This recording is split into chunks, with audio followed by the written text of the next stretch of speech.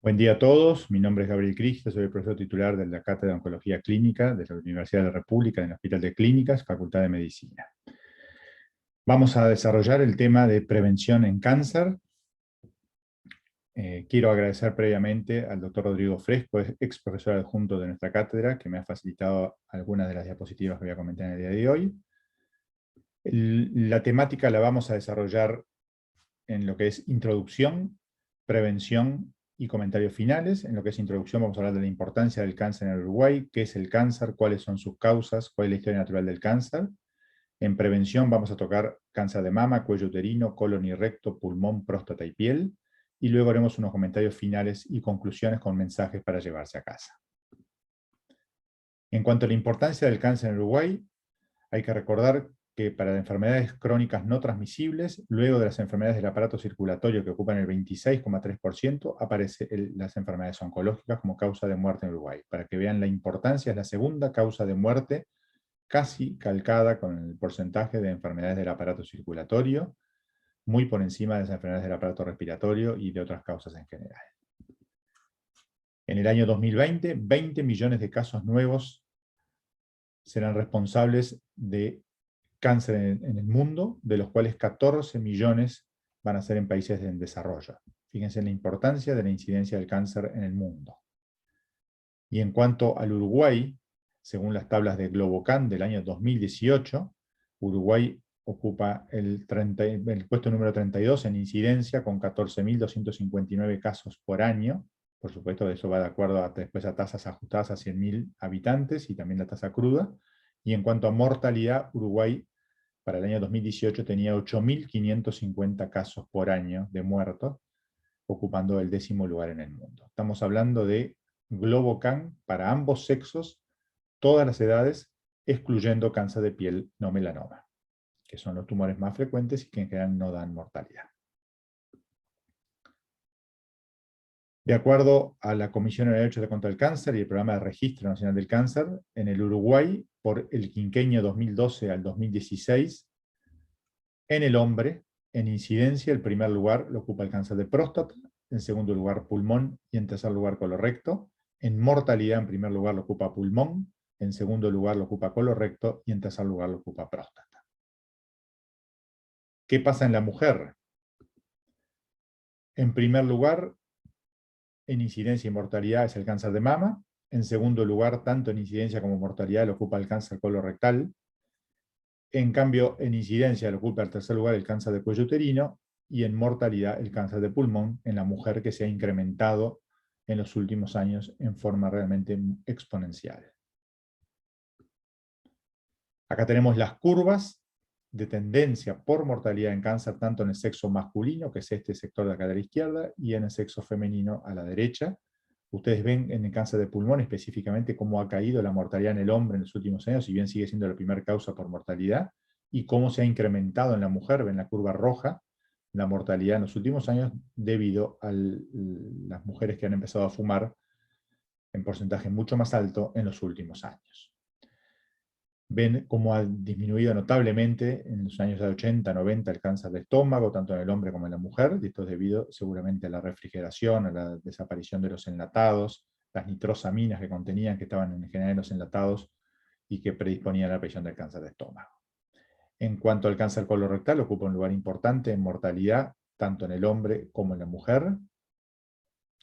El cáncer de mama ha disminuido la mortalidad en los últimos años, por sobre todo debido a la detección precoz, de los estadios más precoces del cáncer de mama, que son potencialmente curables, y el advenimiento de nuevas terapias adyuvantes que han impactado en el pronóstico de estas pacientes. Uno se pregunta muchas veces qué es el cáncer, y uno va viendo cómo las células en los tejidos normales crecen, se dividen y mueren en un proceso variable según el tipo celular. Sin embargo, en lo que es el cáncer, es el crecimiento o división incontrolada de los tejidos, que lleva a un tumor, llámese benigno, que rara vez pone en peligro la vida, o maligno, que lleva a invasión, metástasis y riesgo vital. Es decir, el crecimiento y la división incontrolada de un determinado tejido, células de un determinado tejido, lleva a la aparición de un tumor que está originado, por supuesto, en el tejido del cual se generó esta división y crecimiento incontrolado. Uno se pregunta cuáles son las causas del cáncer. Sin lugar a dudas, hay causas virales. Uno sabe el HPV y su relación con el cáncer de cuello uterino. Las radiaciones, por supuesto. Recuérdense, en Chernobyl, la exposición a radiaciones, las explosiones, las bombas atómicas, etcétera, y la aparición de cánceres en los años subsiguientes. Los productos químicos, en general trabajadores de las anilinas, colorantes, cauchos en textiles, curtiembres, que impactan sin duda en lo que es el desarrollo del cáncer en relación al cáncer de vejiga, por sobre todo. El envejecimiento, que es la principal causa de muerte, y por supuesto la principal causa de aparición del cáncer. El cáncer se desarrolla mucho más en el paciente a medida que avanza la edad. Desde el punto de vista genético, hay cánceres con predisposición hereditaria, por ejemplo, los tumores de cáncer y mama relacionados con las mutaciones de los genes BRCA, que ustedes recordarán, son de los más frecuentes, si bien dentro de la aparición del cáncer de mama ocupan un porcentaje muy chico. Pero se sabe que así como tenemos causas virales, radiaciones, causas químicas, causas genéticas, envejecimiento, todas ellas llevan a cambios finalmente en el ADN inducidos por la acción de todos estos carcinógenos químicos, radiaciones, virales, etcétera, para el desarrollo de la patología oncológica. Uno se pregunta cuáles son los factores de riesgo implicados en el cáncer. Los factores de riesgo son los factores hereditarios, ambientales, dietéticos, hábitos que incrementan la probabilidad de padecer determinada enfermedad. Pueden ser modificables o no modificables. Dentro de los modificables tenemos la dieta, hábitos, exposición solar, y dentro de los no modificables tenemos el sexo, la edad y la herencia. En cuanto a la historia natural del cáncer, sabemos que antes del inicio de la enfermedad hay una etapa de exposición, luego que se inicia la enfermedad hay una etapa presintomática hasta la aparición de los síntomas, y luego viene la fase sintomática que puede llevar a la cura sin secuelas, la cura con secuelas o a la muerte. En la etapa de exposición es donde se enfoca la educación o prevención primaria, es decir, es posible prevenir la aparición del cáncer. Por ejemplo, es muy claro acá el tabaquismo con el cáncer de pulmón, como ustedes sabrán.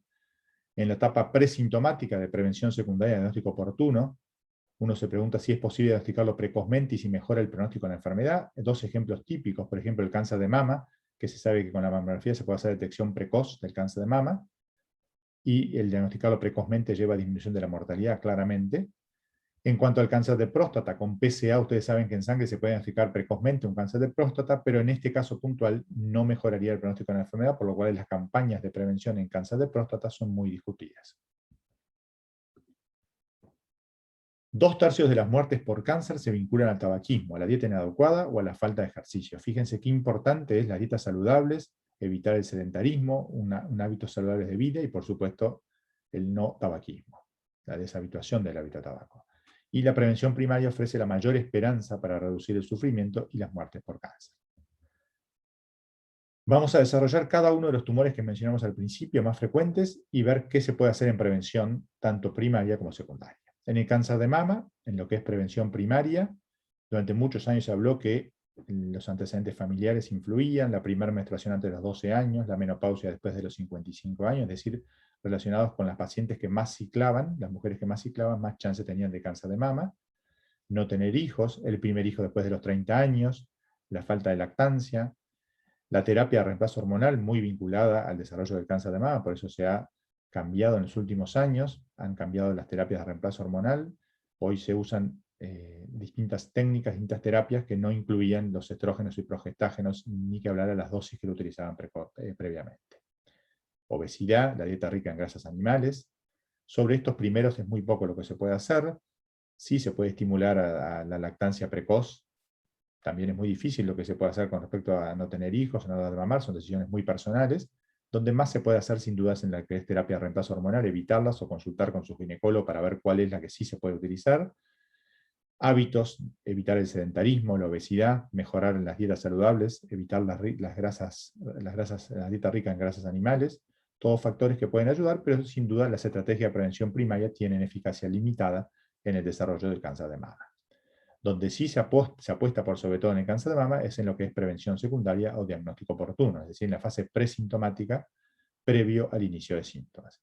Y ahí tenemos tres formas de hacerlo, uno con el autoexamen mamario, el examen médico o la mamografía. Vamos a analizar en detalle cómo impacta cada uno en lo que es la prevención del cáncer de mama. El autoexamen mamario permitiría detectar tumores más pequeños que en mujeres que no los realizan, Sin embargo, el valor es menos importante que en otras estrategias. Por sobre todo el autoexamen mamario sirve para que la mujer conozca sus mamas y pueda consultar más precozmente al médico, pero no es una estrategia fundamental en lo que es prevención en el cáncer de mama. La decisión de realizarlo o no debe ser muy individualizada, y la mayoría de los hallazgos anormales en el autoexamen no son cáncer. Se realice o no, lo más importante es consultar oportunamente ante cambios en la mama.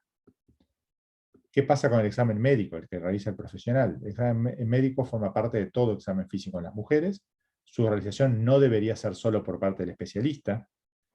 Una evaluación mamaria completa incluye el examen físico, más la mamografía o ecografía, y tiene menos importancia también que la mamografía. Sin duda, el gol estándar es la mamografía, que puede apoyarse, como dijimos, por el autoexamen y el examen físico, pero lo más importante es la mamografía. Se recomienda en forma bianual a mujeres mayores de 50 años.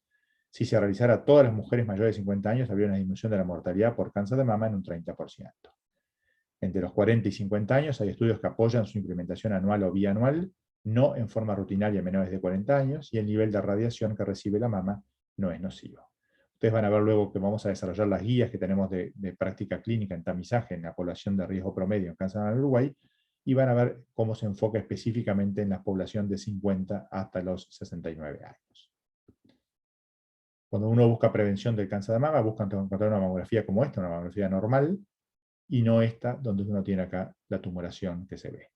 ¿Por qué el examen físico? Ustedes verán por qué no impacta tanto, porque la mayoría de las lesiones que uno puede detectar precozmente con mamografía son subcentimétricas, y el examen mamario hecho por un especialista, aún en las mejores condiciones, no permite detectar las lesiones con menos de 1 centímetro. Apoya, pero no es fundamental como si lo es la mamografía. ¿Qué dicen las guías de práctica clínica de detección temprana en cáncer de mama que tenemos en Uruguay desde el año 2015? Están en la página web del Ministerio de Salud Pública, así que la pueden bajar sin ningún problema. Con respecto al autoexamen de mama, de acuerdo a la evidencia reportada, acá abajo dice la recomendación en las guías analizadas, no hay evidencia que respalde la indicación sistemática del autoexamen de mama, pero teniendo en cuenta las características culturales de la población, se recomienda estimular el autocuidado del cuerpo en forma general, incluyendo las mamas. El examen clínico anual, de acuerdo a la evidencia reportada en las guías, no hay evidencia que respalde la indicación sistemática del examen clínico de mama, pero teniendo en cuenta las características culturales de la población, se recomienda estimularlo, con las limitaciones que hablamos previamente. Con respecto a la mamografía, la recomendación en las guías analizadas surge que hay evidencia reportada que respalda la indicación de la mamografía como herramienta de diagnóstico temprano de la enfermedad, como recomendación fuerte con una calidad de evidencia moderada. Y uno piensa en qué edades, como ustedes ven acá marcado, resaltado en este color, anaranjado, por sobre todo en mujeres de 50 a 69 años, se recomienda la mamografía cada 2 años. En las mujeres de menos de 39 años no hay recomendación de tamizaje para este grupo. En mujeres de 40 a 49, la consulta con su médico para eventual mamografía de despistaje. En mujeres de 70 a 74 años, consulta con el médico también para mamografía de despistaje cada 2 años. Y en mujeres de 75 y más, no hay recomendación de tamizaje para este grupo. Cuando uno habla si es posible prevenir los cánceres más frecuentes, también se encuentra con el cáncer de cuello uterino. Con respecto al cáncer de cuello uterino, uno sabe que se puede actuar en etapas de prevención primaria y en etapas de prevención secundaria. En prevención primaria, los factores de riesgo clásicos para el cáncer de cuello son inicio de relaciones sexuales a edades tempranas, multiplicidad de compañeros sexuales en la pareja, prostitución en general sin preservativo. Además, el cáncer de cuello es excepcional en mujeres vírgenes, y ahí está en la génesis claramente el HPV. El HPV está en la génesis no solo de las verrugas genitales y las lesiones premalignas, sino también en el cáncer temprano del cuello uterino. Por lo tanto, se puede actuar tanto en prevención primaria, evitando la aparición de las verrugas genitales, las lesiones premalignas con la vacunación contra el HPV, y en la prevención secundaria, el diagnóstico oportuno para prevenir la aparición del cáncer temprano. El tabaquismo influye de manera menor, pero sin duda también tiene su impacto en el cáncer de cuello uterino. Entonces tenemos la colpocitología oncológica con la técnica clásica del Papa Nicolau, que es un examen diagnóstico que permite prevención primaria y secundaria, recomendado en todas las mujeres cada 1 a 2 años desde los 18 a 20 años o desde el comienzo de las relaciones sexuales, y su realización sistemática permite disminuir la frecuencia y mortalidad del cáncer de cuello. En el año 2006, es decir, hace más de 15 años, la FDA aprobó la primera vacuna recombinante cuatrivalente para prevenir el cáncer de cuello uterino, la importancia de la vacunación en esta patología, que está dirigida contra el HPV tipo 6, cepas tipo 6, 11, 16 y 18, que son las causantes del cáncer de cuello uterino más frecuentes, de las lesiones displásicas, las verrugas genitales, los SIN 1, 2, 3, los VIN 1, 2 y 3 y los VAIN 2 y 3, es decir, lesiones precursoras de cáncer de cuello uterino, de cáncer de vulva y de cáncer de vagina. Se deberían vacunar las mujeres entre 9 y 26 años en 3 dosis en un periodo de 6 meses. Ya está recomendada y está en el canal de vacunación nuestro. Y hoy ya se está vacunando a los varones, que son los vectores del HPV, como se ve claramente en los países más desarrollados, que las campañas de hace muchos años ya enfocan a la población masculina, joven, que son los vectores del HPV, y por lo tanto vacunarlos a ellos previene la aparición del cáncer de cuello uterino. La vacuna no protege a las mujeres que hayan sido infectadas por HPV, salvo en los subtipos no afectados, por lo cual igual habría que darlo. Un cuarto de las adolescentes estarían infectadas con el virus del HPV, y la aprobación se basó en estudios randomizados con más de 20.000 pacientes no infectadas entre las edades de 16 a 20 años, seguidos por un periodo de 1,7 años. Acá tenemos 2 de las vacunas aprobadas hoy en el Uruguay. Uno queda con preguntas, sin duda, ¿cuánto dura la protección de la vacunación? Es un tema que todavía no se sabe, si hay que hacer algún refuerzo.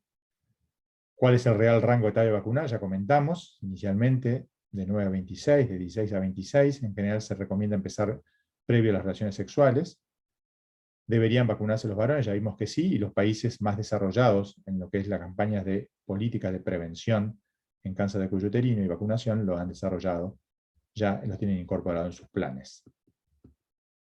Tenemos la guía práctica clínica de tamizaje de cáncer de cuello uterino en la página web del Ministerio de Salud Pública desde hace algunos años, que toca todos estos puntos que fuimos desarrollando a lo largo de esta charla.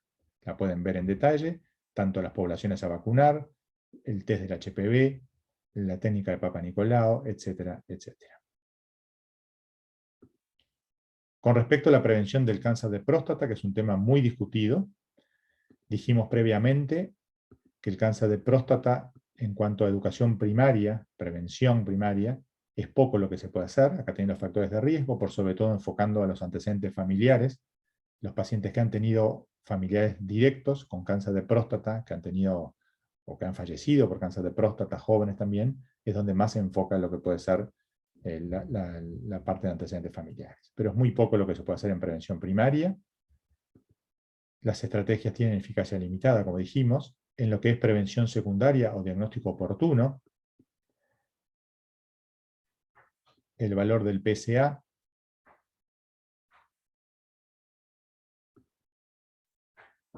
¿qué es el PSA? Algunas sociedades científicas recomiendan la realización sistemática del PSA anual en todos los hombres mayores de 50 años. Sin embargo, muchos de los cánceres detectados por este medio nunca se harían evidentes clínicamente. Hay que tratar hombres por enfermedades de las que nunca hubieran enterado. La realización sistemática del PSA no ha demostrado disminuir la mortalidad por cáncer de próstata. No es posible recomendar la realización sistemática del PSA. La decisión debe ser tomada entre médico, tratante y paciente, conociendo riesgos y limitaciones, sin duda. Es decir, el de la detección precoz del cáncer de próstata no impacta como política sanitaria, por lo tanto no debe recomendarse en forma rutinaria la realización del PSA. Es un tema muy individual entre el paciente y el urólogo tratante, que deben justificarlo, o el médico general, el valor del PSA. Por supuesto, en forma personalizada se puede realizar, y muchos lo realizan, lo realizamos sin duda, pero no como una campaña pública de política nacional, porque se sabe que el impacto es realmente muy bajo. En cuanto a prevención del cáncer colorectal, sabemos que existen 2 grandes maniobras para prevenir el cáncer colorectal, como vamos a ver, que son el testeo de sangre oculta en materia fecal y la rectosigmoidoscopía o fibrocolonoscopía cuando está indicada. Pero en cuanto a prevención primaria, si uno piensa cuáles son los factores de riesgo, los antecedentes personales de pólipos intestinales, antecedentes familiares de pólipos o cáncer, la dieta rica en grasas animales y en carnes rojas, la obesidad, el sedentarismo, tabaquismo, alcoholismo, todo eso influye sin lugar a dudas en el desarrollo del cáncer de colorecto. Y se sabe que en nuestro país, con un abundante consumo de carnes rojas, impacta en el desarrollo del cáncer de colon y sin duda ocupa un lugar, como vimos al principio, tanto en el hombre como en la mujer, uno de los principales lugares en incidencia y en mortalidad. Es muy poco lo que se puede hacer en lo que es prevención primaria sobre estos factores. Se puede actuar más, sin duda, sobre el sedentarismo, tabaquismo, obesidad, bajar la dieta rica en grasas animales, disminución del consumo de carne roja. Eso sin duda puede impactar a largo plazo en el desarrollo del cáncer colorectal. La adopción de un estilo de vida saludable puede evitar la mayor parte de los cánceres de colon y recto. Otros factores protectores, vitaminas y calcio, terapias de reemplazo hormonal, aspirina y otros analgésicos similares. En el desarrollo de los pólipos intestinales lo que se puede hacer es prevención primaria. Uno sabe que diagnosticando pólipos, por sobre todo los pólipos adenomatosos, amartomatosos, no los pólipos hiperplásicos, previenen, influyen en lo que es el desarrollo del cáncer colorectal, que lleva varios años desde que aparece el pólipo hasta que desarrolla el cáncer. Por lo cual se puede actuar tanto en prevención primaria, detector del pólipo preneoplásico, como en prevención secundaria, detectando el cáncer temprano. Y así dijimos que los dos mecanismos que tenemos son la endoscopía y por sobre todo, y el más importante, el estudio de sangre oculta en materia fecal, por método inmunoquímico. Examen diagnóstico, la endoscopía permite prevención primaria y secundaria. Se recomienda habitualmente la rectosigmoidoscopía por ser el lugar más frecuente de la aparición de los cánceres, en general en el sector del sigmoides y colon descendente distal, aunque como estudio también la fibrocolonoscopía podría estar incorporado. Ustedes lo van a ver en las guías de práctica clínica. Es un estudio que no está exento de riesgos, que hay que saber que requiere muchas veces realización con anestesia, que puede haber perforaciones, que puede haber complicaciones. Es decir, es un estudio complementario, sin lugar a dudas, muy importante al estudio de detección de sangre oculta en materia fecal.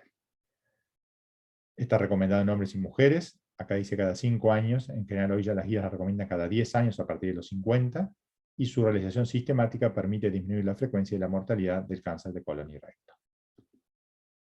El examen diagnóstico que permite la prevención primaria y secundaria. Está recomendado en hombres y mujeres cada 3 a 5 años a partir de los 50 años, este sí. En las guías nuestras es cada 2 años que lo recomiendan. Su realización sistemática permite disminuir la frecuencia y mortalidad del cáncer de colon y recto. Y sabemos que las guías de práctica clínica de tamizaje del cáncer colorectal del año 2018 hacen por sobre todo hincapié en la detección de sangre oculta en materia fecal, por sobre todo por el método inmunoquímico, en general con peso cada vez más fuerte a partir de los 50 años y por sobre todo a partir de los 60 hasta los 74 años cada 2 años. Y la sigmoidoscopía también a partir de los 50 cada 10 años y a partir de los 60 con más peso de la evidencia. Las recomendaciones del grupo de trabajo que desarrolló las guías en el año 2018 muestran que para la población de riesgo promedio se recomienda el tamizaje entre 50 años y 74 con test inmunoquímico en sangre oculta en heces cada 2 años. Si el test resulta positivo, debe estudiarse con colonoscopía.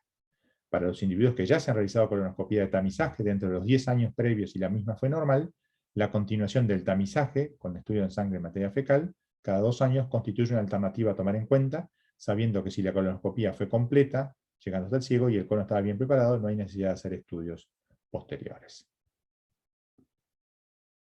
Recordar que la dieta rica en carnes rojas y grasas aumenta el riesgo de cáncer colorectal una vez al día, el riesgo relativo es 2.5. Otros factores de riesgo modificables para el cáncer colorectal es la obesidad, el alcoholismo y el tabaquismo. El consumo de frutas y verduras tiene una relación débil y no significativa. La obesidad y dieta rica en carnes rojas podría tener implicancia en otros tumores, como es también cáncer de mama y cáncer de próstata. Por lo tanto, en la dieta saludable es fundamental evitar el consumo de carnes rojas o el exceso de las mismas. Con respecto al cáncer de pulmón, sabemos que es por excelencia el cáncer donde la prevención primaria, es decir, el abandono del hábito de tabaco, el no inicio del tabaquismo desde jóvenes, es fundamental en lo que es prevención en el desarrollo del cáncer de pulmón. Es la principal causa prevenible del cáncer, el tabaquismo, es responsable del 30% de las muertes por esta enfermedad en el país. Fíjense la importancia, en Uruguay más de 5.000 muertes por año producidas por tabaco, y por supuesto sus consecuencias, no solo oncológicas, sino también enfermedades cardiovasculares, enfermedades cerebrovasculares, enfermedades respiratorias. El fumador tiene una esperanza de vida 20 años menos que el no fumador, el riesgo de cáncer broncopulmonar es 20 veces mayor que en el no fumador, y el riesgo se iguala al de no fumadores luego de 10 a 15 años de abstinencia. El fumador pasivo tiene un 20 a 30% mayor riesgo de desarrollar cáncer broncopulmonar que el no fumador. Uruguay fue de los primeros países que se incorporó en el convenio marco de la Organización Mundial de la Salud para el control del tabaco, ya desde el año 2005, 2006, y por supuesto es un ejemplo a nivel mundial las políticas de prevención del tabaquismo que ha desarrollado nuestro país, y ni que hablar con lo que eso impacta, como ustedes ven, el tabaquismo, no solo en los cánceres, sino en enfermedades vasculares, enfermedades respiratorias. Fíjense los cánceres del sector otorrinolaringológico, boca, faringe, laringe y esófago, el pulmón, como veníamos desarrollando hasta ahora, cánceres de vejiga. Acuérdense que la exposición durante muchas horas y durante mucho tiempo con el gluterio vesical lleva al desarrollo también del cáncer de pulmón, como se ve claramente en los cánceres de vejiga, perdón, como se ve claramente en los fumadores. Las enfermedades vasculares, tanto los accidentes cerebrovasculares, enfermedades coronarias o enfermedades vasculares periféricas, íntimamente vinculados al tabaquismo. Las enfermedades respiratorias, bronquitis crónica, enfisema, enfermedades pulmonares obstructivas crónicas, las gastritis, úlceras, enfermedades digestivas, múltiples toques por el tabaquismo. La Comisión Honoraria de Lucha contra el Cáncer ha trabajado incesantemente junto con otras organizaciones en lo que es las campañas sin humo de tabaco. Hay que recordar que para todos los médicos generales, por sobre todo para ustedes en la etapa en la que están, que el momento de la consulta médica, una intervención breve de 2 a 3 minutos firme y personalizada acerca de la importancia del abandono del tabaco, duplica las probabilidades que el paciente deje de fumar durante el transcurso del año. Fíjense qué importante cuando uno hace un examen, cuando hace una anamnesis e interroga al paciente, preguntar si fuma y explicarle la importancia del tabaquismo. Ya con eso solo, hablándole seriamente y en forma personalizada, duplica las probabilidades que el paciente deje de fumar. Por supuesto, los ambientes libres de humo, que Uruguay ha sido un ejemplo ya desde sus inicios, y hoy se sigue manteniendo. En cuanto al cáncer de piel, sabemos que el más frecuente es el cáncer de piel no melanoma, pero es un cáncer tanto el vaso celular como el escamoso o espinocelular, son tumores que en general se controlan muy bien en etapas precoces con los dermatólogos, por lo cual no se incluyen en la mayoría de ellos en las campañas de prevención que apuntan por sobre todo al melanoma. Sin duda también la exposición solar, como ustedes sabrán, está en la génesis del desarrollo de los otros tumores, el cáncer de piel no melánico, pero son estos tumores, los no melanomas, los que no tienen mucha importancia en lo que es mortalidad en nuestro país. Por lo tanto, inclusive a nivel internacional, no se los contabiliza como causa de mortalidad en cáncer. Educación, prevención primaria, en lo que es prevención de cáncer de piel. Hay que recordar la exposición prolongada a la radiación ultravioleta, el tabaquismo, la presencia de muchos lunares, los antecedentes familiares de cáncer de piel, en lo que es el desarrollo también de esta patología, las camas solares que están proscriptas en muchos países y en muchos estados del mismo de Estados Unidos, que sabemos que puede tener un impacto en el bronceado, pero que a largo plazo sin duda son muy nocivas tanto para el envejecimiento de la piel como para el desarrollo del cáncer de piel. ¿Por qué protegerse? Hay que recordar que la piel es nuestra vestimenta natural, cuidarla de la radiación ultravioleta del sol cuando estamos al aire libre es vital.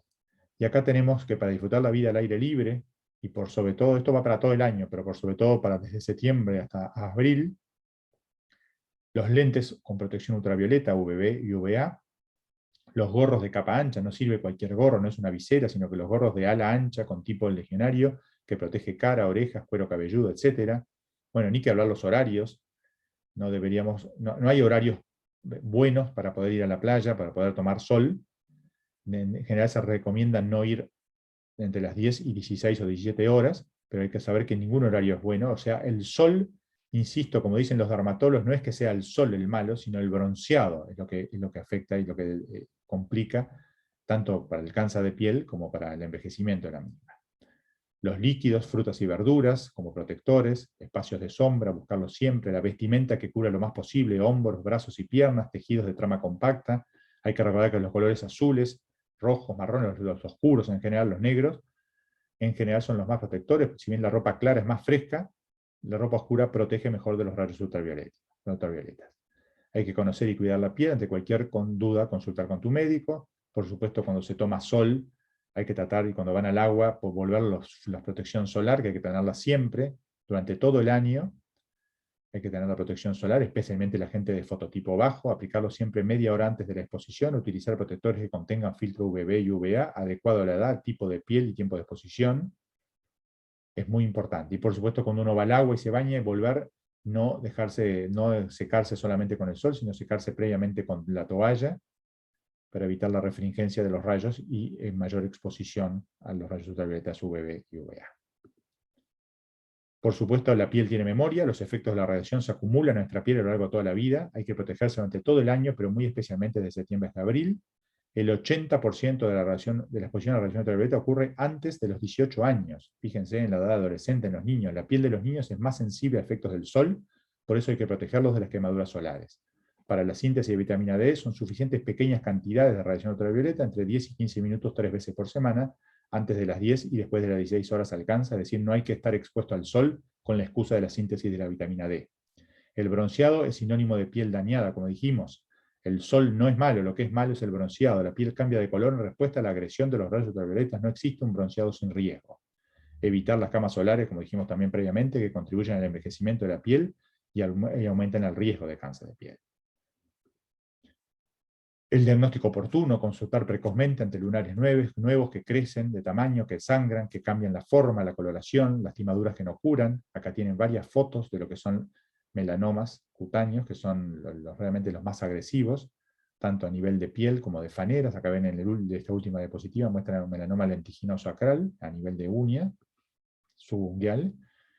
En cuanto a conclusiones, entonces, de prevención primaria y secundaria, el médico generalista debe identificar los factores de riesgo para el cáncer, genéticos, ambientales, dietéticos, etc., colaborar con el control de los factores de riesgo modificables, el tabaco, la radiación ultravioleta, la dieta, las infecciones por HPV, promover factores protectores, el ejercicio físico, sin lugar a dudas, hábitos saludables, la dieta, evitar el sedentarismo, colaborar con el diagnóstico de lesiones premalignas, en caso de riesgo familiar, derivar al paciente rápidamente al especialista. No se dispone claramente de estrategias efectivas en prevención primaria ni en cáncer de próstata, en cáncer de mama, salvo la quimioprevención para grupos de riesgo, es decir, los pacientes que tienen riesgo incrementado por mutaciones de predisposición hereditaria. En ese grupo sí se puede hacer prevención primaria, si no, en el grupo promedio no se puede hacer. Cáncer de estómago, cáncer de esófago, cáncer de riñón y otros tumores. El médico generalista debe promover el abandono del hábito del tabaco, el abandono del consumo del alcohol, la realización de ejercicio físico y consumo de una dieta baja en grasas y carnes rojas, la reducción de la exposición a la radiación ultravioleta, como dijimos previamente, las horas, la protección, los filtros, las camas solares, evitarlas, la realización del test del Papa Nicolau, la realización del test de sangre oculta en materia fecal y la rectosimoidoscopía, acordarse de la vacunación también en cáncer de cuello uterino, en la prevención del cáncer de cuello uterino y lesiones premalignas. Recordar que en prevención secundaria no se dispone de estrategias efectivas en cáncer de pulmón, de estómago, de esófago, de riñón, de ovario, de páncreas. Muchos de ellos no tienen estrategias efectivas en prevención secundaria. El médico generalista debe promover la realización de mamografía anual o bianual a partir de los 40 o 50 años, siguiendo las guías nuestras a partir de los 50. Dijimos que entre 40 y 50 es muy individualizado, se puede realizar, no está todavía con una firmeza que tienen los estudios en más de 50 años en prevención. Recordar la realización del test de Papa Nicolau desde el inicio de las relaciones sexuales o 18 a 21 años. Realizar el test de sangre oculta en materia fecal, sobre todo por el método inmunoquímico, y la rectosimoidoscopía a partir de 50 años. Recordar que esta última, de acuerdo si es positivo el test de sangre oculta. Discusión acerca de limitaciones y beneficios de realizar el PSA anual a partir de los 50 años, con todo lo que vimos que implicaba las conductas de screening, que son totalmente discutibles hasta el día de hoy en cáncer de próstata. Mensajes para llevarse a casa, y esta es la última diapositiva. En este momento, cerca de casi 20 millones, no solo 14 en los países en desarrollo, pero 20 millones en el mundo padecen de cáncer, de los cuales 14 son en países en desarrollo. El médico generalista debe estar capacitado para participar y o colaborar activamente en la conducción del enfermo oncológico en todas las etapas de la enfermedad. La modificación de hábitos evitaría un porcentaje no despreciable de muertes al año en el Uruguay. Y si bien se debe respetar la decisión final del paciente, el personal de la salud, llámese médico, enfermero, nurse, practicante, etc., debe promover hábitos saludables y luchar contra la frase célebre de yo prefiero no saber. Y con esto terminamos por hoy. Muchas gracias por su atención.